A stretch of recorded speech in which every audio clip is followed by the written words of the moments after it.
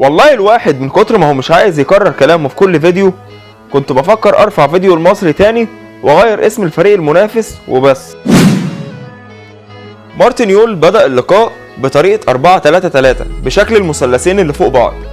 إكرامي حارس مرمى، فتحي باك يمين، ربيعة وحجازي قلبين دفاع، رحيل باك شمال.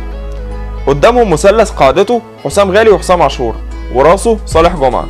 قدامهم مثلث تاني قعدته مؤمن زكريا ورمضان صبحي، وراسه راس الحربة جون أنطوي. للأسف الأهلي نزل الماتش بيلعب باسمه وبس، واللعيبة ما وصلتش أرض الملعب أساسا. يا دوب عملنا شبه هجمة في أول دقيقة وطلعت كورنر، وبعدين فاول من على حدود ال 18 بعد كده في الدقيقة 6 لم يستغل صح، وكان الله بالسر عليم. مدرب زيسكو خد باله ان لعيبه الاهلي متمسمرين في مكانهم مش بيجروا، فقرر انه يحول طموحاته في الماتش من ماتش كان نفسه يتعادل فيه مع اكبر اسم في افريقيا لماتش يكسب منه 3 بونت مرتاحين قوي من شبح فريق اسمه الاهلي. لاعيبه زيسكو ما بطلتش جري على ارض الملعب، وحولوا الماتش لماتش بدني بحت، واستغلوا صيام لاعيبتنا، وكانت نتيجه الجيم البدني ده اننا لاحظنا خطورتهم بشوطه في الدقيقه 19 وطلعها اكرامي، وكان المفروض ان دي بوادر طوفان هجمات وشوط تانيين. ما خدناش بالنا من كده غير لما دخل فينا جول في الدقيقه 26 من شوطه مشابهه ليها ولكنها اسهل شويه، بس دخلت في اكرامي.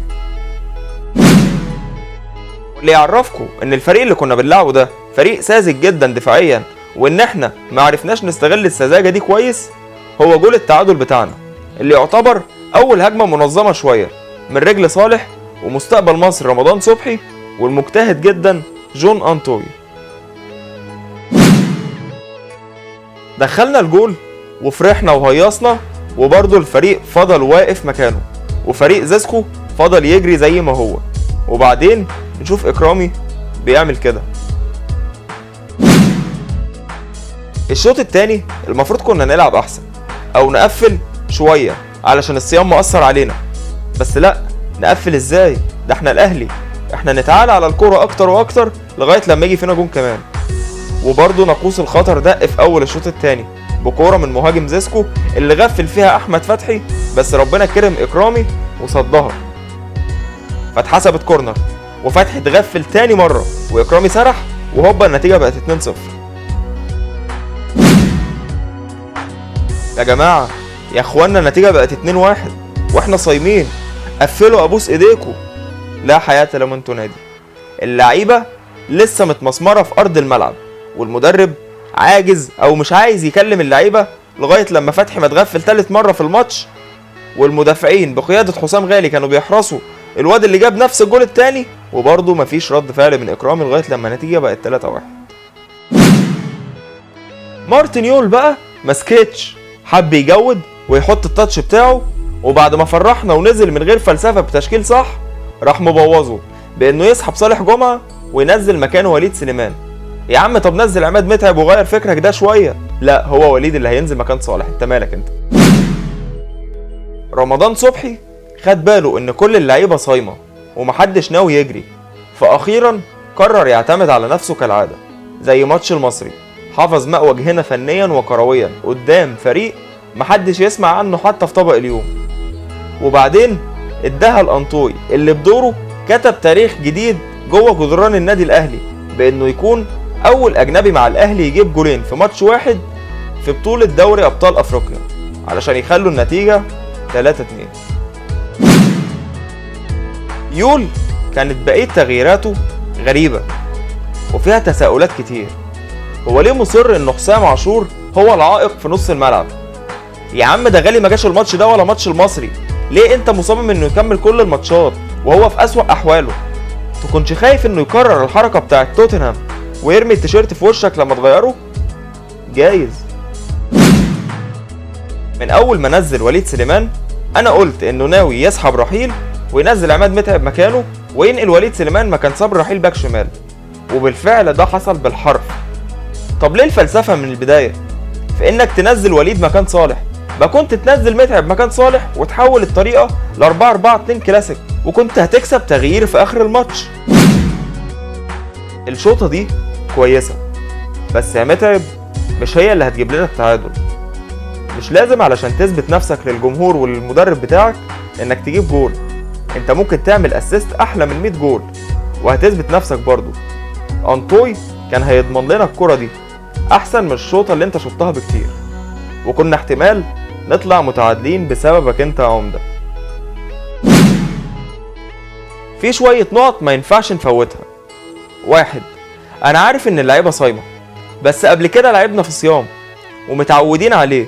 هتقولي ان اللعيبة دي كلها جديدة، هقولك بس مكمن الضياع او غلطات اللي كانت في الماتش كان من اللعيبة القديمة اللي كانت لعبت قبل كده في الصيام، زي اكرامي وغالي وفتحي ورحيل. يبقى ازاي بقى الصيام تعبهم المرة دي مع انهم متعودين على الاجواء بتاعت الصيام؟ 2، اول مرة ابقى فرحان بغياب لاعب في الماتش اللي جاي وهو حسام غالي. تخيل انت يا حسام وصلتني لايه؟ يا غالي انت بتهين تاريخك بتعليق وتقلك واحتفاظك الزيادة عن اللزوم بالكورة. انت لما بتهين نفسك جوه الملعب احنا بنعليك وبنفرح بيك بره الملعب، انما لما بتعمل العكس وبتعلي نفسك جوه الملعب بتهين تاريخك بره الملعب. فكر في الكلام ده كويس قوي علشان تسيب ذكرى كويسة لينا قبل ما تعتزل. 3، شريف إكرامي، ايه السر في انك تصد الكور الصعبة اللي زي دي ودي ويدخل فيك كور سهلة زي دي ودي؟ مفيش كده خالص يا جدع، انت اللي بتكره الجمهور فيك وبتزعل بعد كده على فكرة. 4، فتحي بدأ الماتش حلو وبعدين تدريجيا مستواه بدأ ينزل ويتعب ويفقد تركيزه مع انه متعود على الاجواء دي. 5، الجول التاني والتالت اوفسايد ومش صعب ان هي تتشاف، فيا ترى ادارة الاهلي بقيادة محمود طاهر هيسكتوا على الكلام ده؟ طب سيبك من الحكاية ديت، هيقدموا طلب حتى انهم يجيبوا لنا شخصية تانية من شخصيات بكار تحكم لنا الماتشات، ولا هم ما عندهمش غير حسونة اللي ماسك ملف ماتشات الاهلي ومنتخب مصر؟ احنا بنستفسر بس. 6، بطالب ادارة النادي الاهلي ان هي تفتح التتش للالتراس علشان يحضروا التدريبات ويدعموا الفريق ويفوقوا اللعيبة. العناد وحش وبيجيب نتيجة عكسية على فكرة. 7، انا راجل عندي 23 سنة، اول مرة في حياتي من بداية ما شجعت كورة اشوف الاهلي بيخسر ماتشين ورا بعض بنتيجة 3-2. حرام عليكم، الفانلة اللي انتوا لابسينها دي غالية قوي قوي قوي، لو انتم مش قدها اقلعوها احسن.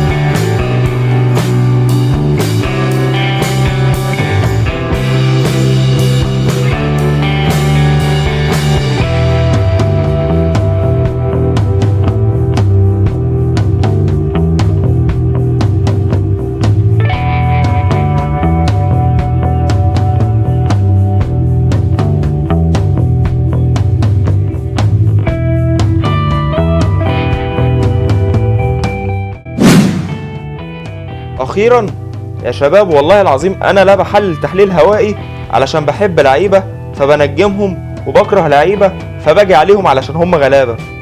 والله العظيم انا بقول اللي بشوفه من وجهة نظري. ممكن جدا انت تشوف الماتش بطريقه تانية وتختلف معايا، وده عادي وطبيعي، ونتناقشوا مع بعض سوا ونختلف، مفيش مشاكل. بس اللي عاوز اعرفه لك ان انا بقول اللي بشوفه بس، لا اكتر ولا اقل. اشوفكم الماتش الجاي. سلام.